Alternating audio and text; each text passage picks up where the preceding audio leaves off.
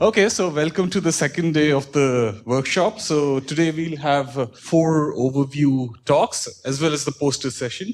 So we start with the first one by Ying-Jer Kao, and he'll talk about neutron scattering and its theoretical analysis. Okay, thank you, Arnab. So I decided to stay at the elementary level, and I realized there's about half of you are experimentalists. So I decided that I'm gonna tell you something simple that I've been doing for my research for a while. So so let me explain the title. Jason must have given a very nice review on neutron scattering techniques, I hope. So what I'm going to tell you today is that, okay, from a theoretical point of view, how do you analyze this data, and as an experimentalist, how do you prepare your data to talk to your theory friends? So this is my plan. I'm going to start with some basic neutron scattering theory. So I move slowly. I start with the crystal field excitations, and then I will introduce something about spin ice, the diffuse scattering, and I move into a spin liquid material, and then I give you some overview of the spin wave and how do you model it theoretically. And because this is a kind of a lecture kind of talk, so if you have a tutorial kind of talk, so if you have any questions, please feel free to interrupt me. So this is my message of the day. If you forget everything, this is just okay. So this slide was geared toward experimentalists. So first one is that you won't make some theory friends and show them your data. They may be sometimes useful. Okay, and the focus is maybe. Okay, and allow them to ask stupid questions. Okay, so for example, what's a detector? Okay. Things like that. Okay, you'll be surprised. And you want to prepare your data such that the data can speak for yourself. Okay, and not that you'll be misguided by your theory friends, because theorists have crazy ideas. They have crazy ideas, want you to do experiments. And so when you hear those crazy ideas, you have to think twice, okay? Especially when you have a limited beam time, when you do a neutron scattering or whatever experiments you want to do, okay? And a lot of time you just waste your beam time, try to chase in some theory stream. Okay? I think a lot of the practitioners in the audience can collaborate with my statement. Okay. Okay. So let's skip. So because this is a magnetism meeting, so neutron is a very useful tool to study mechanism inside materials. So what's neutron scattering? Okay. So basically, this is a triple axis. So basically, you have just an incident neutron. So we write in terms of some plane wave wave function, and you have an outgoing neutron. And the incoming neutron has a momentum and kinetic energy outgoing to neutron. The scattered neutron have also the momentum and kinetic energy. And these are the things that you use to analyze. And I'll tell you something about the physics inside your sample. Okay. So there are two, categorically, there are two types of scattering. One is the elastic scattering, so where the wave function, the energy is conserved. Okay, and so this is basically the textbook scattering 101. You have a Bragg condition, okay? And also you have an inelastic scattering where the neutron loses energy or gains energy. And this will tell you about the dynamics in your system. Okay. So this is basically just you can use this to describe any kind of scattering experiment. You have a momentum, okay, transfer, and also you have a energy transfer. Okay? And typically, this is the type of the plot you see, especially nowadays in all these high-profile journals. You have this very nice color plots. Okay? So you have a diffuse scattering. This diffuse scattering in spin ice, and you have some inelastic scattering. You have energy, momentum. So basically, you can see the dispersion of your excitations. Okay, so going back to this simple scattering theory. So basically, what all these scattering theories try to measure is some kind of cross section or structure factor. Okay? So you send in a flux of neutrons, and you scatter with the sample, and you want to get information for the scattered neutrons. Okay, and so from the textbook, you know that there are different kinds of cross sections. You can have a total cross section, which basically just tells you the interaction range, and also you can have say solid angle resolution, and also the resolution in the energy. So as a theorist, how do you model this? So I mean, basically, at the lowest levels, you basically have this Fermi golden rule. So basically, you calculate the matrix element of your instant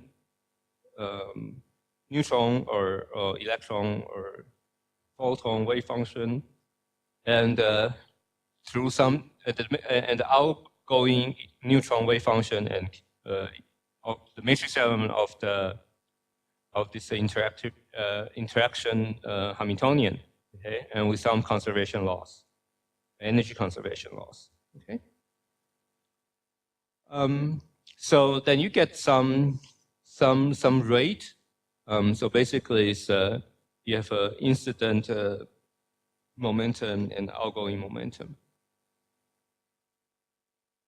Okay, so say if you want to get a differential cross section as a solid angle, okay, so you have a transition rate, which is calculated in this way. Pi is the possible initial state with a probability Pi. Okay, so you fix a final state. You sum over all possible final state and sum over all possible initial states with probability Pi. Okay, so this is a crucial thing that will give you the cross section. And if you have elastic scattering, so which means you don't have energy transfer. Okay, so this is satisfied when the energy, instant energy, and the final energy are the same. Okay. And another thing shown here is I didn't mention. So this lambda here is describe the polarization. Okay. So you can think of that your interaction might change the polarization of your neutron. But normally, I mean, the experiments that you send into like unpolarized neutrons, and your detector is unpolarized. Right? So a lot of cases that you just you have an unpolarized neutron, you sum over all possible polarizations. Okay, and this interacting Hamiltonian basically just some potential. Okay? So basically, if you do this, you realize that okay, because if it is a momentum matrix element, it's basically just a Fourier transform of your potential. Okay? So inelastic scattering, you can think of it just some kind of Fourier transform of your interacting potential. Okay? So if you can resolve the energy of the scattered neutron, then you'll be able to detect the you can differentiate the energy, okay, in this this energy window. Okay?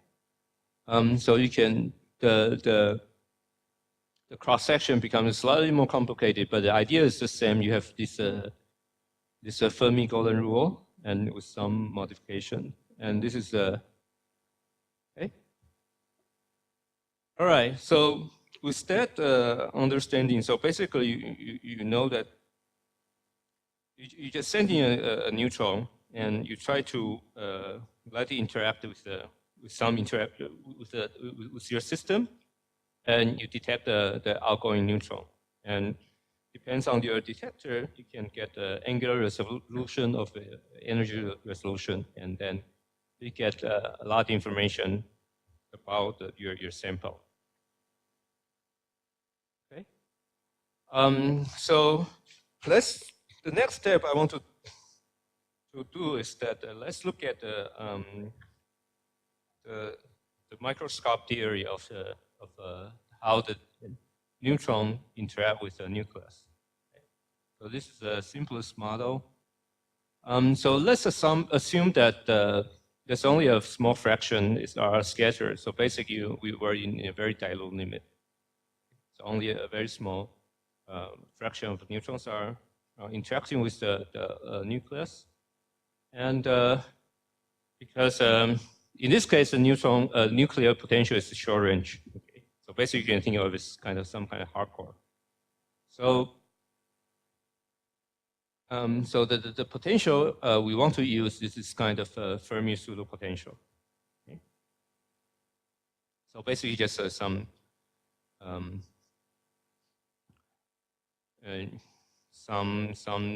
hardcore potential. Okay. So we can throw this potential in, and we get a scatter function. So so basically, we get something like this. Okay, and this is the incident momentum. This is the outgoing momentum, and this is the SQ of omega. Okay? So this is actually the most important thing that is normally plotted in all these experimental results. So these are something called a scattering function or a dynamical structure factor. It's SQ of omega. Okay? And so remember the two color plots I showed you are basically just one of them is elastic or diffuse scattering, so it's just omega almost zero, and the other one is a dispersion where you have Qn omega. Okay. So this is this basically corresponds to a probability that the momentum of the sample changes by h bar q, and the energy of the sample changed by h bar omega. Okay. So this piece will be the most important thing that we're going to model in the following discussion. Okay. So this example, basically, I just described to you just some simple scattering. So basically, you don't have to be neutron, but it can be anything, but you just hardball collision. But the reason why we use neutrons is because we want to start make magnetism. Neutron doesn't have charge. There's a magnetic moment in the neutron, and that's what we use to probe the magnetic structure or in your sample. So the magnetic moment is basically given by the neutron spin angular momentum. Okay, so again,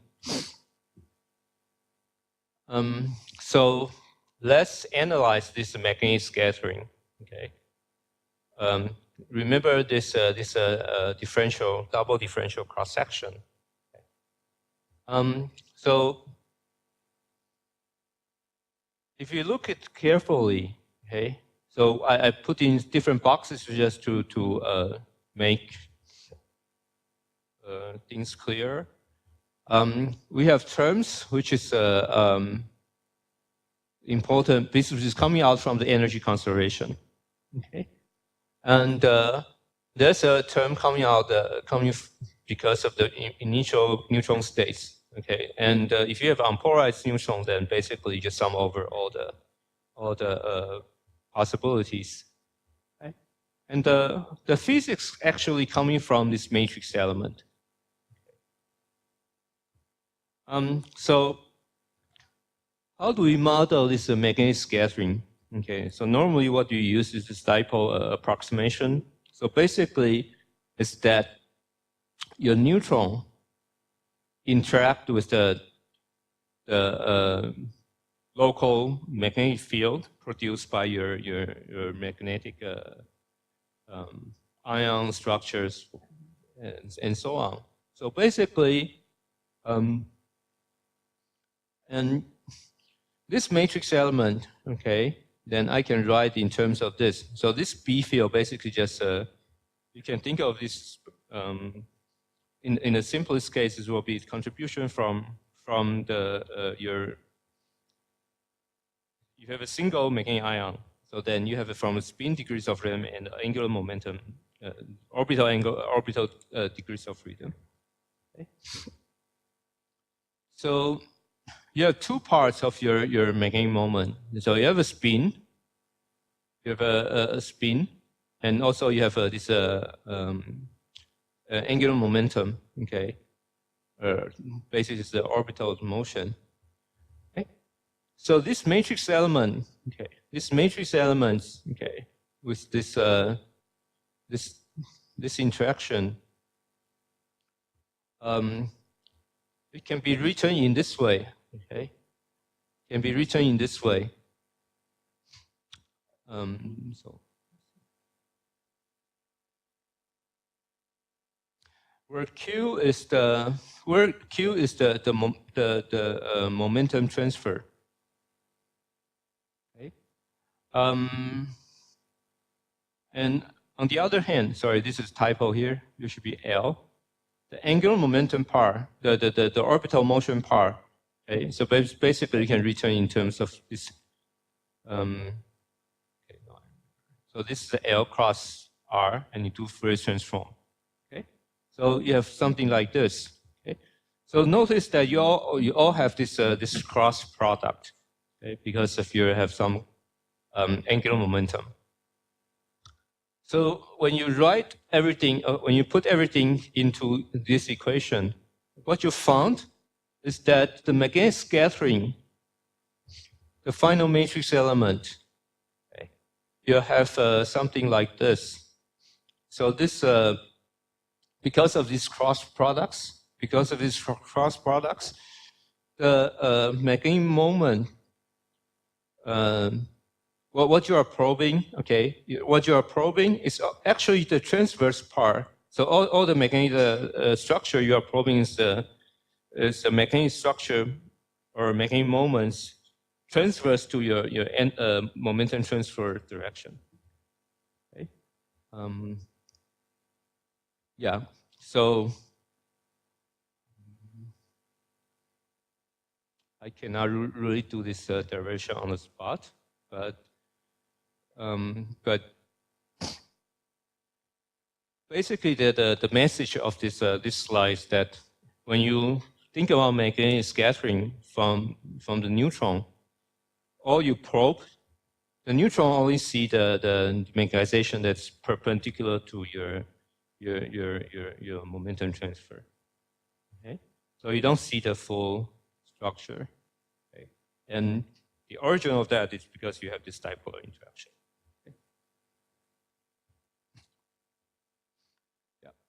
Okay, so to make things slightly more clear, what I mean is that you have this this momentum transfer, and also you have this Q vector. Okay. Yeah, and also have this Q vector.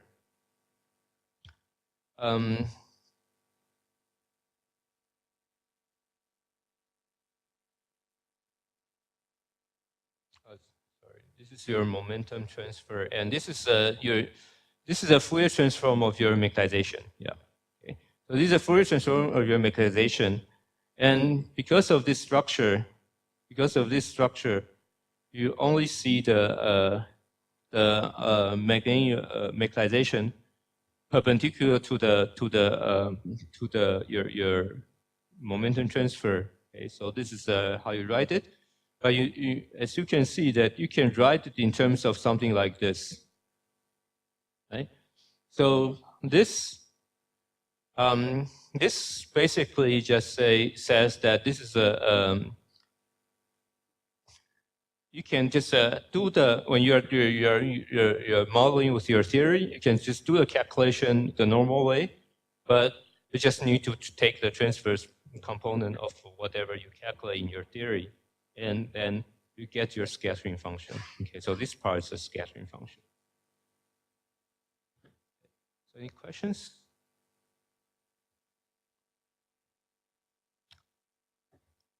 Let's see.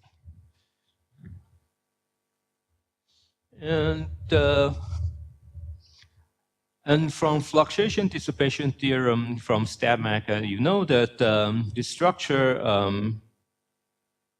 structure factor is actually related to your susceptibility. Okay, and so this is a spontaneous fluctuations. This structure factor describes the fluctuation, and this fluctuation-dissipation theorem tells me that is related to the response function in terms of this generalized susceptibility.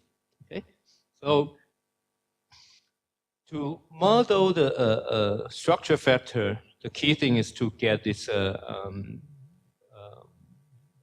susceptibility. Okay, in this case, it's the measuring power of the susceptibility. So describe this dissipation.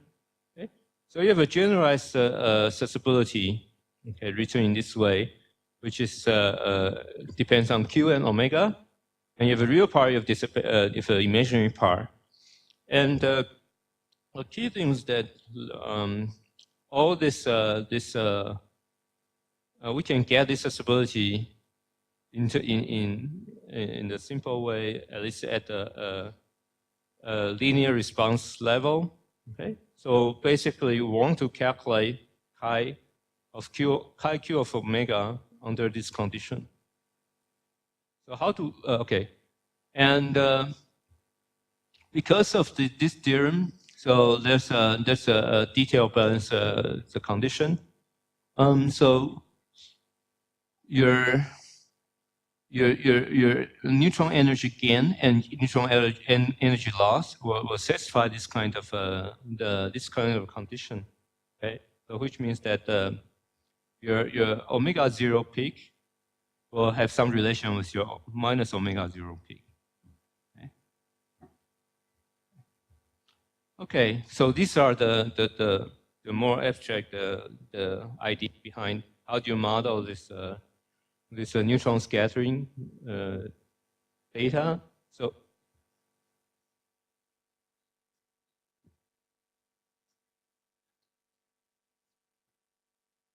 I think in experiment you can just normally you just have one side of the peak, but well you can do both sides, yes.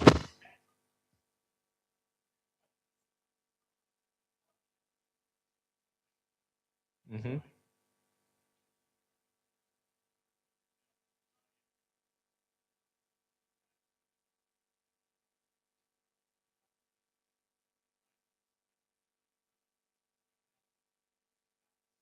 Mm-hmm.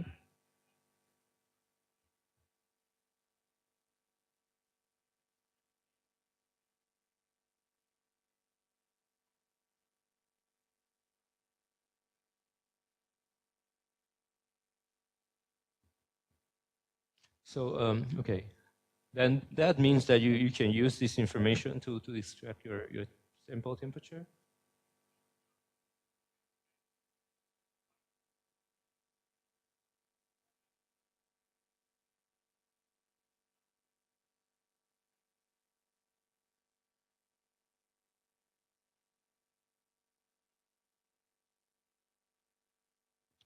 Okay.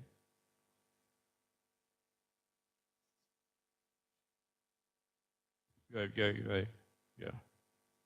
So, by the way, I'll direct all these experiments-related questions to Jason Gardner, who is the expert, as he demonstrated a couple. Okay. Yep.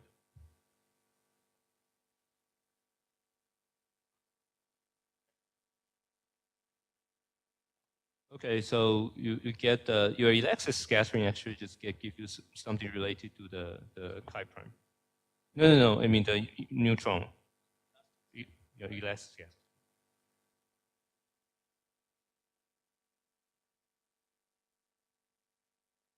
Okay, so let's start with some simple excitations that you can measure. Don't know how much crystal fields theory that Jason got into, but let me just quickly review the crystal field. So let's say you have a magnetic ion. So normally you have a magnetic ion, you have your spherical symmetry, but you put it in the environment. Okay? And depends on the environment, all this angular momentum levels will split. Okay? And then depends on the orbital structure, and depend on should depend on the environment, and different orbitals will split differently, and all these levels can be further split because due to the say Yang-Taylor kind of distortion, the symmetry is lower. So today we're going to stay at this level. So basically, this is you can think of the simplest picture you have in mind is that you have a magnetic ion, and there's some negative charge distributions, and they live on some lattice. And in the real material, these are the electrons coming from the ligand, and electronic orbitals coming from the ligand. Okay, so you want to model this electrostatic potential coming from all other negative charges to this magnetic ion. Okay? So the simplest model is that you think of this as just a point. Okay? And so you have this point charge approximation, and then in your cubic environment, then you have two common types of negative charge around your magnetic ion. So you have the octahedron and you have the tetrahedron environment. And this different environment, okay, although the magnetic ion still has this cubic symmetry, but because of that, the energy levels are split differently. Okay, sorry.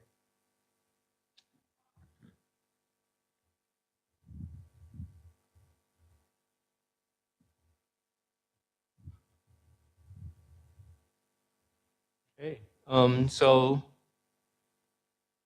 for d-orbitals, then the splitting, if you have an octahedron, then your orbitals will be split into EG and T2G orbitals.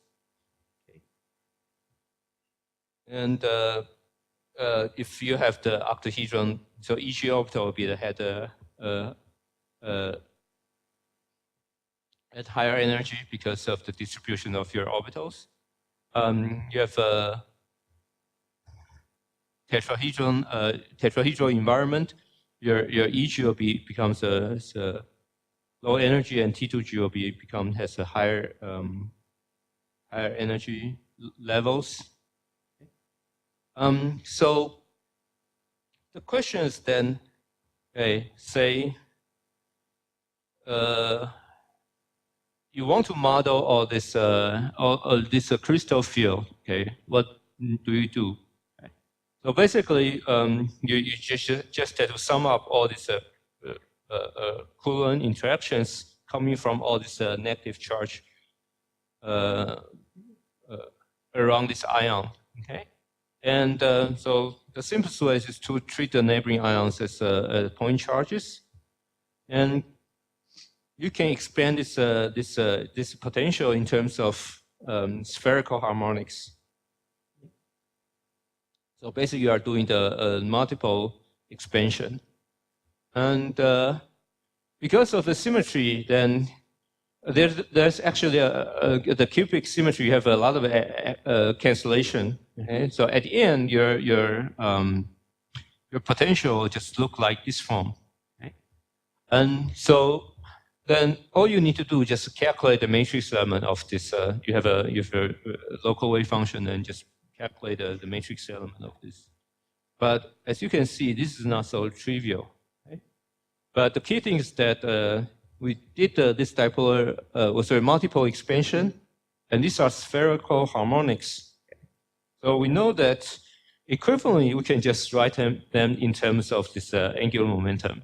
And we know that it's easy to calculate the matrix element of the angular momentum. So basically, this is the idea. So you have this so-called operator equivalent. So you write this matrix element of this x and z and x, y, z. Basically, just write in terms of this L, x, L, y, L, z, because at the end you're going to sandwich with some spherical harmonics. Okay. So this is what is called operator equivalent. So there's different conventions of this, and different people or different packages use different conventions. So what I am adopting here is I rewrite this in terms of what I call the Stevens operators. So basically, it's just something related to how you normalize your spherical harmonics, and if you want to have a complex matrix element also, or just a real one. But anyway, so this crystal field potential it can be written in this form. Okay? So these are just basically related to these averages, and these B's are basically called the crystal field parameters, and these are normally you can extract from your neutron scattering. Okay, you don't have to worry about how to derive all these operators. All these are basically tabulated in books. Sorry. No, put that there. Okay.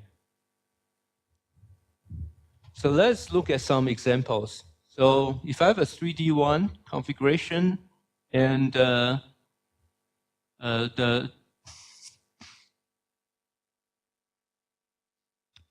so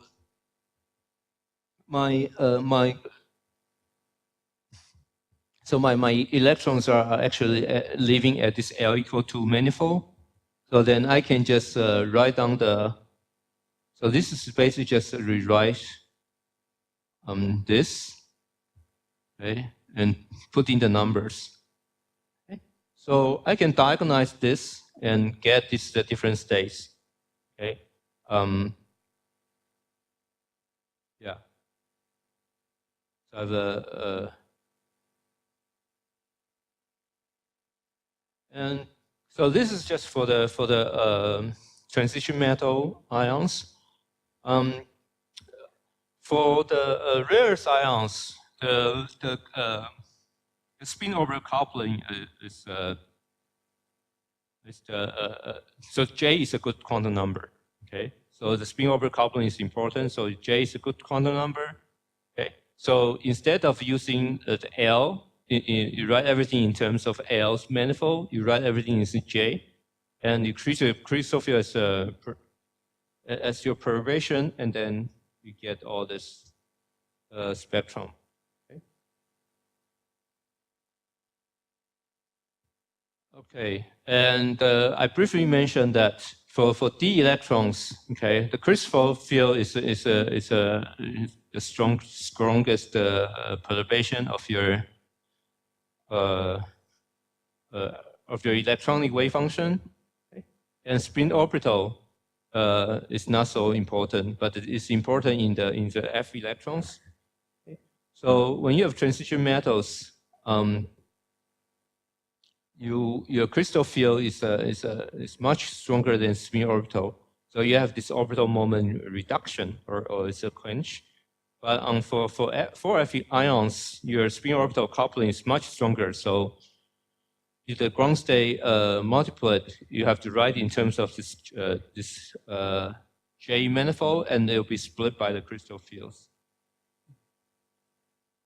So let's look at what kind of signature you should expect in your inelastic scattering. Okay. So remember, this crystal field describes what's in a single magnetic ion. Okay. So all these energy levels are still the local wave function. So basically, you're trying to scatter an ion. So your Fourier transform, okay, so this inelastic scattering should be independent of your Q because you don't have coupling between the ions. Okay? So it's a local interaction. So what you expect at the Fourier transform, you get a constant because this is a single ion property. Okay. So as you can see, this is inelastic data, okay, coming from this compound, okay.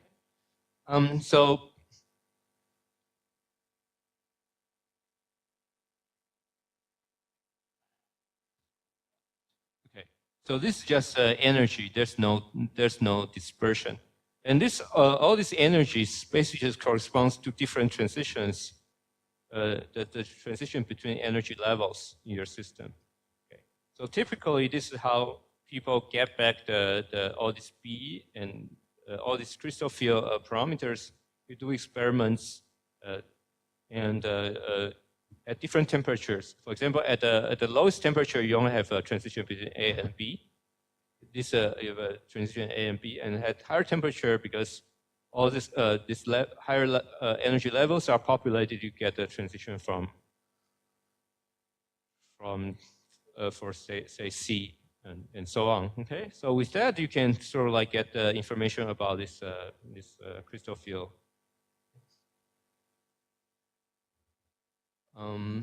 Yeah. So another thing is that you have this single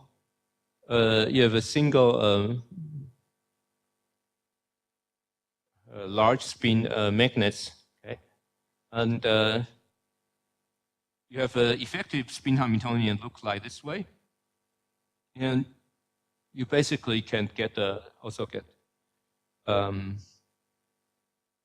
get all these energy levels in this fashion.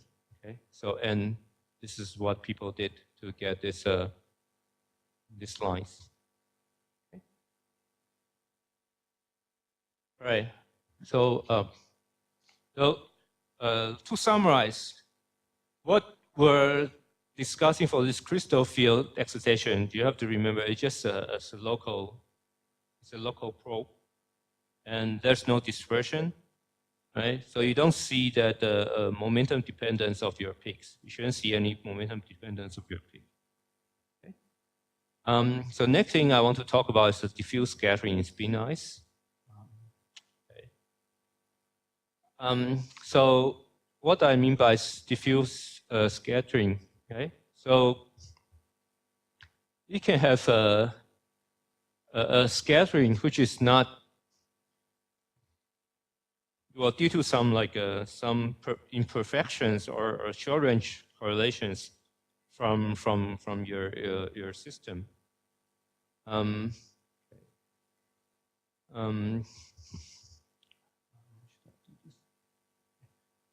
So let me briefly describe what is a spin ice. So if you have this particle oxide A2B2O7 and you have a rare earth ion in one of the, let's say, A site, and this space is just the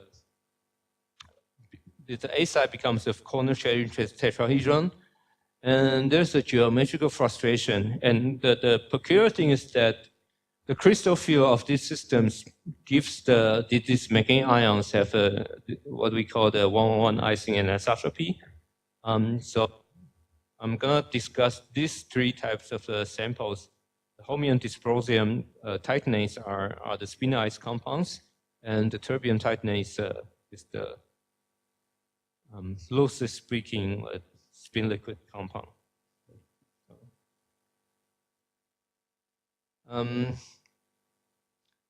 The reason why it's called spin ice is just because these spins, okay, these spins living on this the corner of this tetrahedron can only either pointing in or pointing out. Okay. And because of the interaction between themselves, ferromagnetic interaction, and this some frustration, okay, because of this non-collinearity of your quantization axis. So they pick up the minus sign when you dot product them. Okay, and so at low temperature, that's why this is so-called. So for each tetrahedron, you have two spins coming in and two spins coming out, and that's basically you can map into a water ice. That's the name of spin ice. Okay. And the crystal field of these compounds of this holmium ion can be measured quite accurately, and what people found is that actually the lowest energy level, so lowest single ion state is an Ising doublet. Okay. And the spin correlations you can calculate in different ways, depends on your model. The spin correlation, well, you can calculate it by, say, by mean field theory, or you can, so these plots actually are generated by Monte Carlo data. Okay? Basically, you just have a set of Monte Carlo data, and then you Fourier transform them, and you get this correlation data. And now the technology is that allow you to do analysis with the polarization and so on. Okay? And even like you can see these pinch points. Okay? Since I'm running out of time, I'm not going to talk too much about this. The another thing I want to talk about is that, so remember, the crystal field excitations are local, so I don't see any dispersion.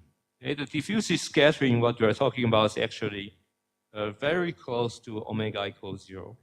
Okay. But let's, the next one I want to talk about is that when you can start seeing some dispersion, some interaction effects. Okay? But the state is not, there's no order state yet. Okay. So my example would be this compound, this terbium titanate. Okay. So the single ion property, the ground state is a doublet. Okay. But unlike the previous compound, there's a low-lying doublet at about 20 Kelvin, okay, above the ground state. Okay. So this is the crystal field levels. So actually, recently there's another paper sort of slightly updated the data, but this is the single ion crystal field level structure. Okay, so let's look at this. So what's plotted here is this energy momentum. Okay. And so what you see, okay, so this lines corresponds to different transitions between these crystal field levels. But you see there's something going on here, right? Because remember what I said, if this is everything's local, then you shouldn't see any dispersion, so everything should just flat line like this. But you see this low-lying stuff start to show some signatures of dispersion. Okay, so apparently by just looking at this data, you see, okay, you conclude It's not something local as something related to interaction. Okay. Sorry.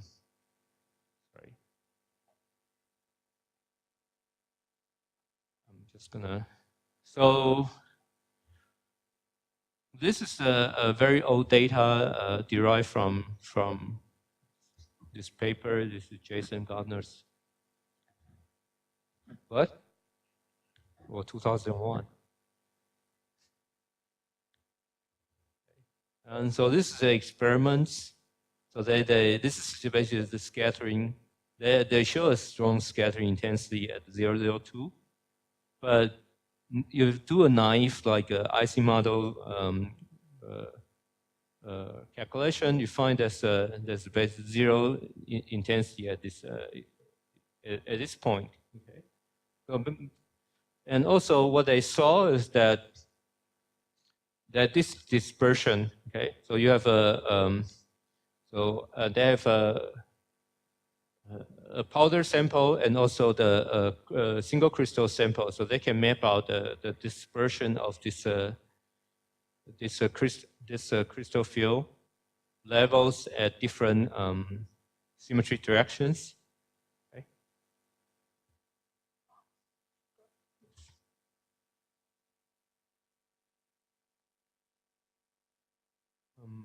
Okay. Yeah. So what interesting thing is that when the temperature is lowered, there seems to be some softening toward zero. Okay, so will be this. The softening toward zero at some certain finite momentum. Okay. So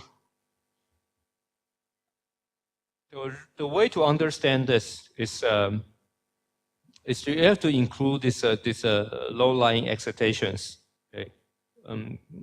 So low-lying excited levels, okay, in the crystal field, because your experiments at 12 Kelvin is basically very close to this gap already. Okay, so you start seeing you have this resolution, see some effect of these excited states. Okay, and also the key thing is that if you look at the crystal field wave function, there's a finite matrix element between these two levels, which means that there's a finite matrix element that can move an electron from this level to this level. So how do you model this? Okay, so again, you have a single ion electronic wave function. So it gives you the crystal field. And also you have this effective interaction between these ions. Okay? So you have to take both into account to properly model this system. And you have the exchange. You also have this dipole interaction because of the rare earth ions. And you just throw it in. Okay. So crystal field, we talked about it. Okay, so you can get the single ion spectrum, and you can use this to form. Remember that to get a structure factor, you need the information of your generalized susceptibility. Okay? And since there's you can get the local susceptibility in this fashion. Okay? So basically, just make this matrix elements, okay? And with the proper energy conservation type of terms. So this is a local susceptibility. Okay, so this is what you should expect when you just measure a single ion. Okay? But because of the interaction, these ions are interacting. Okay? So then you need to some way to take this interaction into account. And so the simplest level of approximation is this so-called random phase approximation.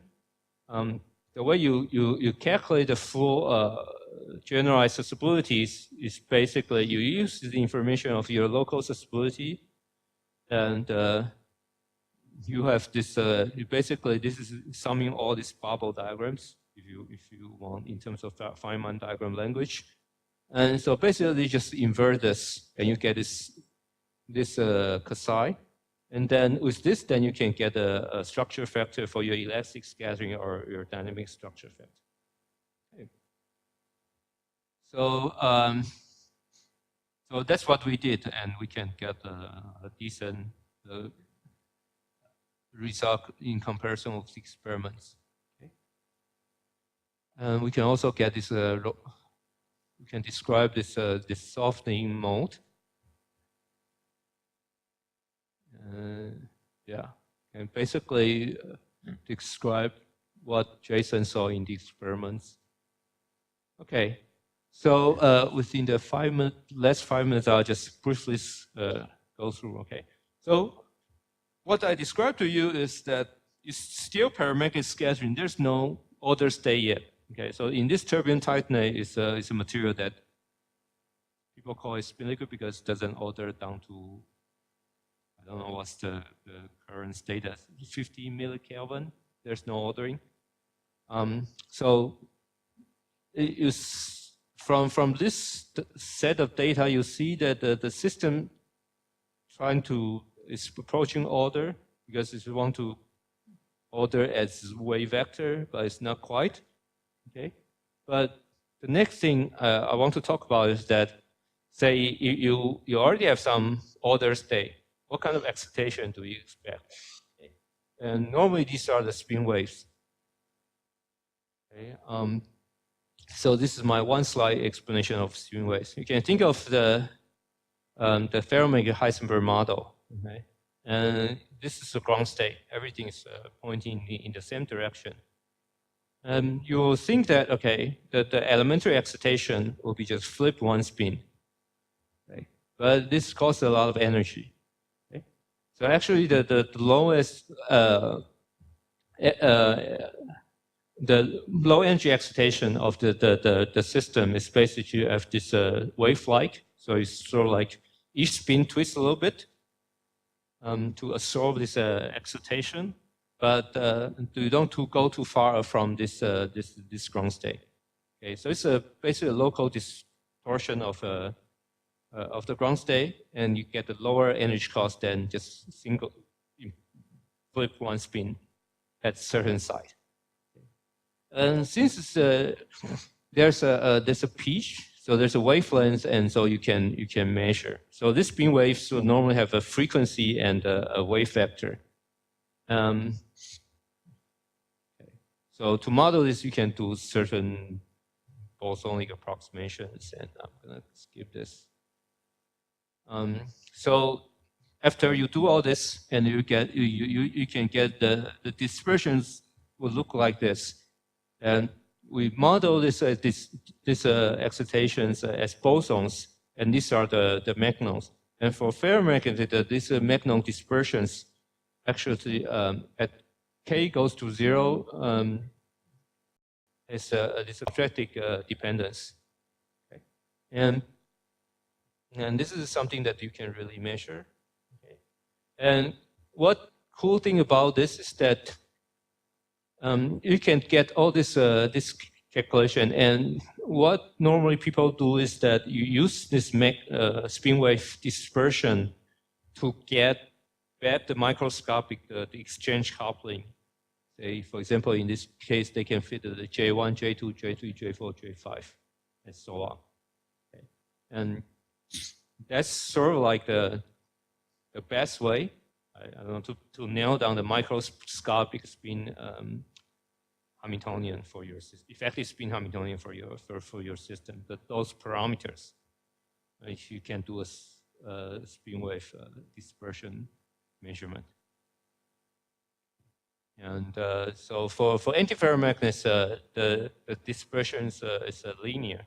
Okay, and people have been doing this very precise measurement for a very long time. Okay. So these systems are high dimensional 3D or 2D. But what happens when you have a 1D system? Okay. and you can have a Heisenberg chain and with some magnetic field.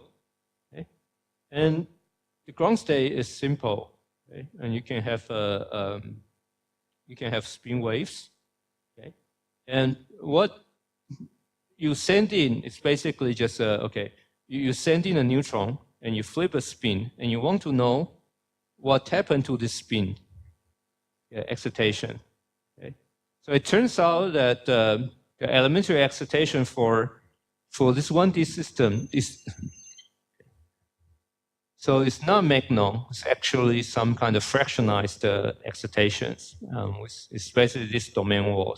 And so, or in this figure, it's just some kind of kink. Here is some kind of kink. Okay? And this elementary excitations have very different dispersions. Okay? So this is what you expect this from experiments. And notice that you have a diffuse scattering in this region. Okay? So this is these are basically just a two-particle continuum, okay, of these spinons. Yeah. Okay. So I think I'll stop here. So this is, if you're interested, you can get more detail from this references, and my slides will be online, I presume. Okay. And if you're an experimentalist, there's a lot of software you can use. I mean, you have data treatment but I think there's a very nice tools that you can use to analyze your data. I personally didn't have a chance to use them, but if you have any questions, I refer you to Jason again. Okay, with that, I put down my message of the day again. Thank you.